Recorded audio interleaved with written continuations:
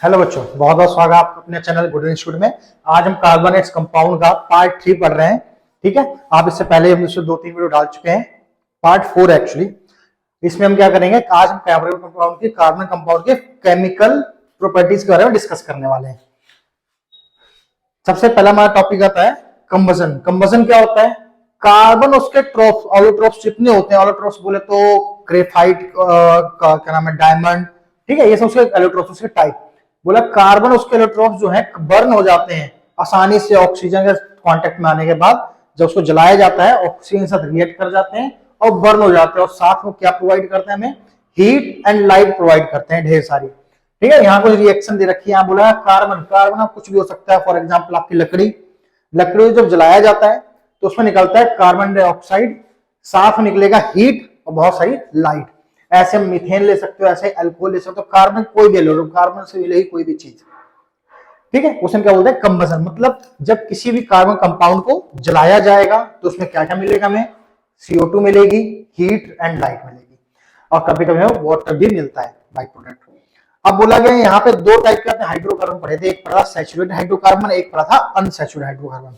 जब भी किसी सैचुरेटेड हाइड्रोकार्बन को जलाया जाता है तो क्लीन फ्लेम देती है। क्लीन फ्लेम बोले तो आपने घर में देखा होगा, आप लोग सब यूज करते हैं, LPG सिलेंडर यूज करते हैं, उसकी जो गैस होती है ऑन करते हो ब्लू कलर की जलती है, तो एक टाइप की कैसी आपकी क्लीन फ्लेम है, मतलब कोई भी धुआं वगैरह नहीं निकलता है। तो किस टाइप का हाइड्रोकार्बन है वो? Saturated hydrocarbon. एक होता है अनसैचुरेटेड हाइड्रोकार्बन। बोला अनसैचुरेटेड हाइड्रोकार्बन जो है जब जलाया जाता है तो उसमें येलो फ्लेम निकलती है और बहुत सारा धुआं निकलता है। आपने सर्दी आ रही है, आपने नोटिस किया होगा जब भी आग वगैरह जलाते हैं तो उसमें येलो कलर की फ्लेम होती है और साथ में धुआं निकलता है।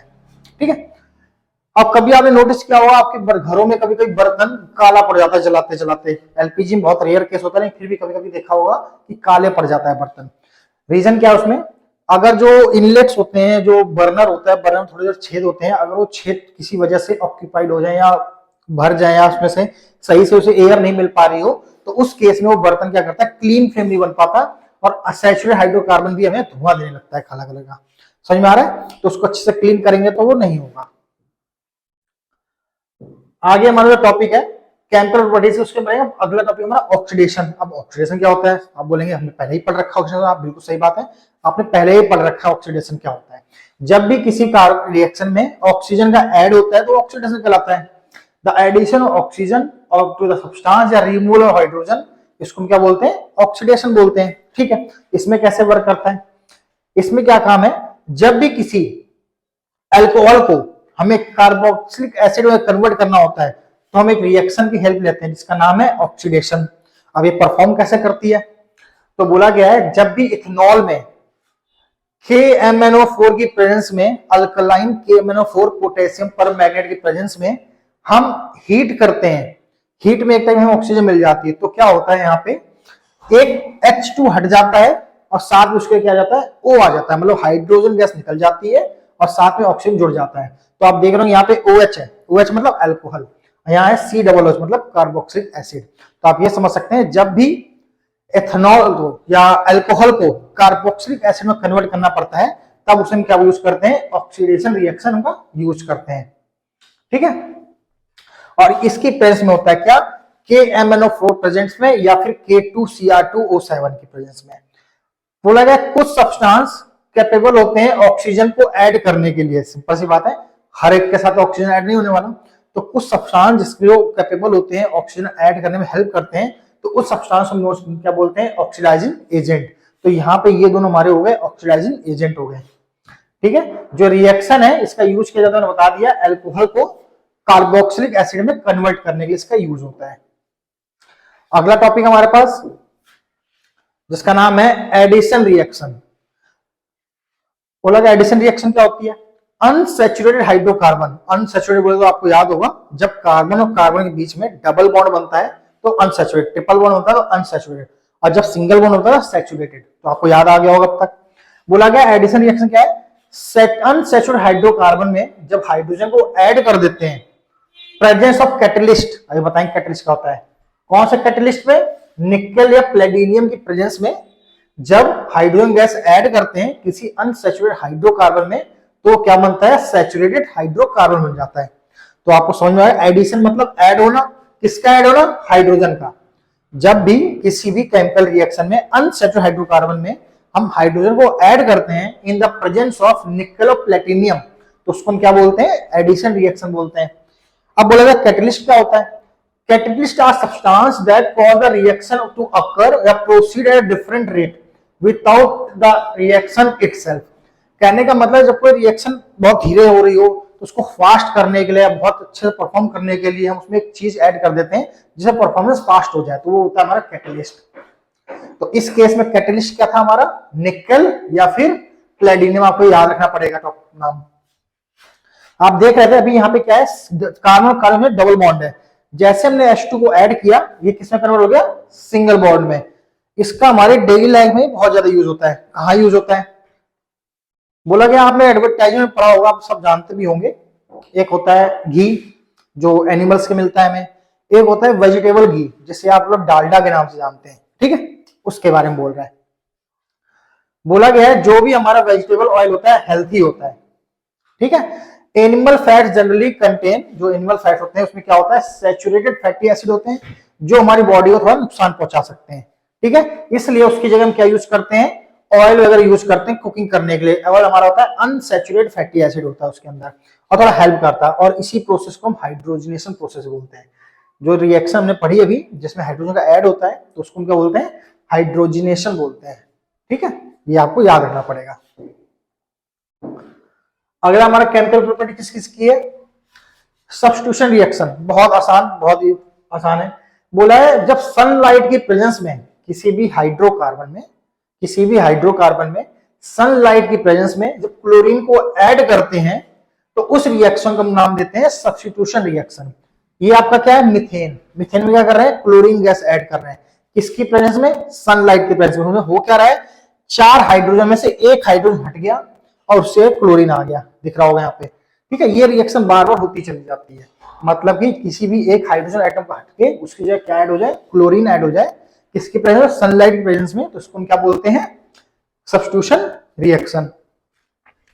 आई होप आप लोगों को पसंद आ रहा होगा टॉपिक, ऐसे ही करके आपके लिए इजीली बना दिया गया है, ठीक है। ये हमारी इतनी जो हमने पढ़ी अभी, ये हमारी थी केमिकल प्रॉपर्टीज की, केमिकल इक्वेशन की, केमिकल रिएक्शन थी। अब हम जो पढ़ रहे हैं प्रॉपर्टीज पढ़ रहे हैं कार्बन कंपाउंड के, एक हम पढ़ेंगे इथेनॉल के बारे में और एक पढ़ेंगे हम इथेनोइक एसिड के बारे में। तो प्रॉपर्टी ऑफ इथेनॉल के बारे में कुछ बेसिक चीज क्या बताया गया है। इथेनॉल जो है लिक्विड होता है रूम टेम्परेचर पे, ठीक है। इथेनॉल का कॉमनली यूज किया जाता है किसके लिए, अल्कोहल बनाने के लिए, या active ingredient of the all the alcoholic drink, जितने भी अल्कोहलिक ड्रिंक आती है उसमें इसका यूज किया जाता है।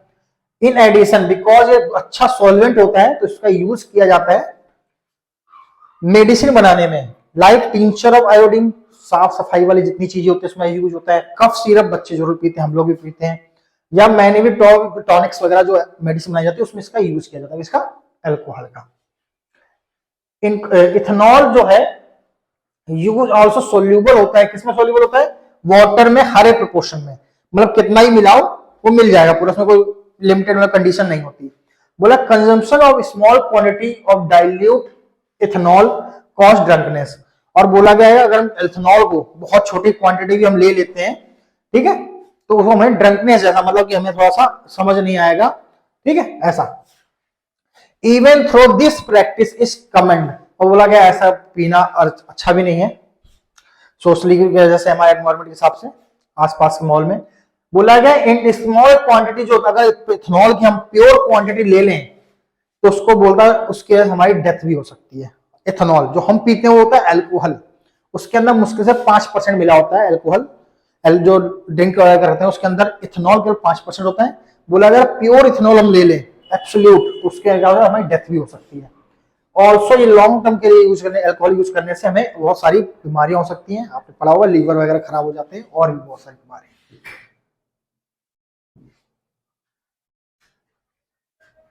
आगे टॉपिक हमारा रिएक्शन ऑफ इथेनॉल। इथेनॉल की रिएक्शंस पढ़ी नहीं हमें कुछ, कि इथेनॉल को अगर सोडियम के साथ रिएक्ट करेंगे तो कैसे रिएक्ट होगा। तो ये रहा इथेनॉल और ये हमारा क्या हो गया सोडियम, इन दोनों को जब मिलाया जाता है तो क्या बनता है यहाँ पे, सेम Na एक H को हटा देगा वहां से, ठीक है, खुद उसकी जगह आ जाएगा, तो नाम बनेगा सोडियम एथॉक्साइड। क्या बनेगा, सोडियम एथॉक्साइड। जब भी अल्कोहल रिएक्ट करता है सोडियम के साथ तो उसमें एक हाइड्रोजन गैस निकलती है और वो बाई प्रोडक्ट क्या बन जाता है, सोडियम एथोक्साइड बन जाता है। बहुत सिंपल है, आपको लर्न करनी है, मेमोराइज रखनी है, पेपर में एज इट इज पूछी जाएंगी। आगे बोला गया रिएक्शन बतानी है हमें अनसैचुरेटेड हाइड्रोकार्बन की। बोला गया है, अब अभी हमने लास्ट में क्या पढ़ा था कि किसी भी अनसैचुरेटेड और सैचुरेटेड में कन्वर्ट करने के लिए एडिशन रिएक्शन यूज करते हैं।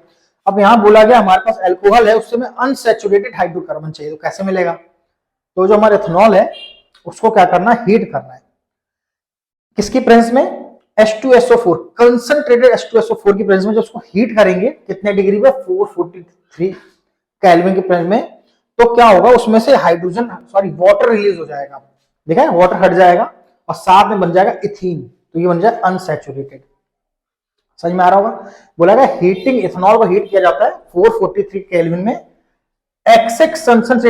कंसंट्रेटेड H2SO4 की प्रेजेंस में, तो इसके साथ डिहाइड्रेशन हो जाता है। डिहाइड्रेशन आप समझते हैं क्या होता है कि उसमें पानी की कमी हो जाती है और हमें क्या मिल जाता है, इथीन मिल जाता है। ठीक, ये हमने पढ़ ली किसकी रिएक्शन, इथेनॉल की रिएक्शन पढ़ी हमने, किसके साथ? सोडियम के साथ, उसका डिहाइड्रेशन प्रोसेस देखा। अगला टॉपिक हमारा प्रॉपर्टीज पढ़नी है हमें इथेनोइक एसिड की। बोला गया इथेनोइक एसिड को हम एसिटिक एसिड भी यूज कर बोलते हैं। इसका ये बिलोंग करता है हमारा किससे? कार्बोक्सिलिक एसिड वाली फैमिली से, COOH वाले से। 5 से 8% सॉल्यूशन जो होता है एसिडिक एसिड का, उसको पानी मिला दिया जाए तो उसे हम विनेगर बोल देते हैं, जो घर में यूज करते हैं सिरका वगैरह अचार वगैरह बनाने में, इन सब में। इसका वाइडली यूज कहां किया जाता है? अचार बनाने में, देखो लिखा हुआ है। बोला गया the melting point of pure ethanoic acid, जो मेल्टिंग पॉइंट हमारा इथेनोइक एसिड का वो कितना है? 290 केल्विन। इस वजह से ये आसानी से विंटर सीजन में फ्रीज हो जाता है और इसे इसका नाम क्या पड़ता है? ग्लेशियल एसिटिक एसिड इसका नाम है। क्यों है? क्योंकि ये बहुत जल्दी जम जाता है। बोला है the group of organic compound called, जो इस ग्रुप से आते हैं COOH से, उसका नाम दिया गया कार्बोक्सिलिक एसिड बिलोंग करते हैं। और करेक्टर जो हमारा इसका कैसा? एसिडिक, सिंपल नाम है, एसिड है। Unlike material acid like HCl, ये HCl जैसे बिलोंग नहीं करता। Which are completely ionise carbonic acid are weak. बोला गया ये बहुत ज्यादा हाईली एसिडिक होते हैं, स्ट्रॉन्ग एसिड होते हैं, ये थोड़े से वीक होते हैं। इसमें बोला है रिएक्शन ऑफ इथेनोइक एसिड। बोला है इसका इथेनॉइक एसिड के साथ क्या क्या रिएक्शन हो सकती है? बोला गया स्टेरिफिकेशन रिएक्शन है। स्टेरिफिकेशन क्या होता है? आपने सभी लोगों ने परफ्यूम वगैरह जरूर यूज किया होगा, या कोई भी ऐसे स्वीट स्मेल जिससे हमें थोड़ी अच्छी अच्छी स्मेल आती हो, तो वो हमारे सब क्या होता है? स्टर होते हैं। तो बनता कैसे? जब भी इथेनोइक एसिड को, COOH वाले इथेनोइक एसिड को हम मिलाते हैं इथेनॉल के साथ, किसकी प्रेजेंस में? बोला गया in the presence of acid, किसी भी एसिड की प्रेजेंस में, तो हमारा क्या बन जाता है? वो एस्टर में कन्वर्ट हो जाता है। ठीक है, एस्टर जो है स्वीट स्मेलिंग सब्सटेंस होते हैं, जिसका यूज किया जाता है परफ्यूम बनाने के लिए और फ्लेवरिंग एजेंट बनाने के लिए। ठीक है, कहने का मतलब जब भी इथेनॉइक को इथेनॉल से मिलाया जाएगा, उसमें से वाटर बाहर निकल जाएगा और साथ में हमारा क्या बचेगा? एस्टर। एक और रिएक्शन है, इसको बोलते हैं सफोनिफिकेशन। इसमें क्या होता है? अगर किसी भी एस्टर को हम वापस उसको किसी बेस के साथ रिएक्ट करा दें, बेस के प्रेजेंस में उसे हीट कर दें, तो वापस कन्वर्ट हो जाता है किसमें? एथेनॉल में और सोडियम, ठीक है, और कार्बोक्सिलिक एसिड में। ये लिखा हुआ है। और इसलिए, और इसका यूज किया जाता है साबुन वगैरह बनाने में, जो कंपाउंड है, तो इसलिए इसको नाम दिया गया सफोनिफिकेशन रिएक्शन। ये हमारा लास्ट टॉपिक होगा। इसमें हम पढ़ेंगे सॉप और डिटर्जेंट कैसे वर्क करते हैं, हमारे कपड़े वगैरह साफ करने में कैसे हेल्प करते हैं।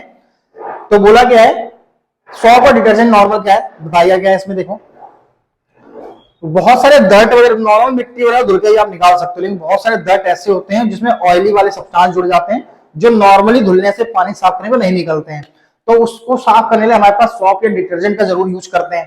ठीक है, सॉप के अंदर दो पार्ट के टाइप चीजें होती हैं, यहां देखो लिखा हुआ है। एक होता है पार्ट इस टाइप की लॉन्ग चैन होती है, और इसमें बोला है एक पार्ट उसका हाइड्रोफिलिक होता है और एक होता है हाइड्रोफोबिक। हाइड्रोफिलिक वाला मतलब पानी को पसंद करता है, तो पानी से चिपका रहता है, और एक पार्ट उसका जिससे चिपका रहता, अलग रहता है, फ्री रहता है। ठीक है, तो यहाँ पे आप दिख रहे हैं दो पार्ट दिख रहे हैं यहाँ पे। यहां पे बोला गया एक हाइड्रोफिलिक पार्ट है और एक हाइड्रोफोबिक पार्ट है। जब किसी भी दर्द के कांटेक्ट में आते हैं तो फिलिक वाला पानी से चिपका रहता है और फोबिक वाला जाके उस दर्द से चिपक जाता है। जब उसको बहुत सारा रब करते हैं तो अच्छे से उसको चिपक जाता है और जब ज्यादा रब हिलाते डुलाते हैं तो उसको साथ डर्ट को साथ लेकर वहां से कपड़े से दूर हटा देता है। तो ये प्रोसेस होता है वह क्लीनिंग एजेंट के लिए। कभी कभी आपको आजकल नोटिस किया होगा कि और लोग डिटर्जेंट का बहुत यूज करते हैं। उसका यूज करने का रीजन क्या है? सॉफ्ट वगैरह जो होती है तुम्हारी साबुन वगैरह, वो हमारी सॉफ्ट वाटर में काम करती है, हार्ड वाटर में काम नहीं कर पाती है।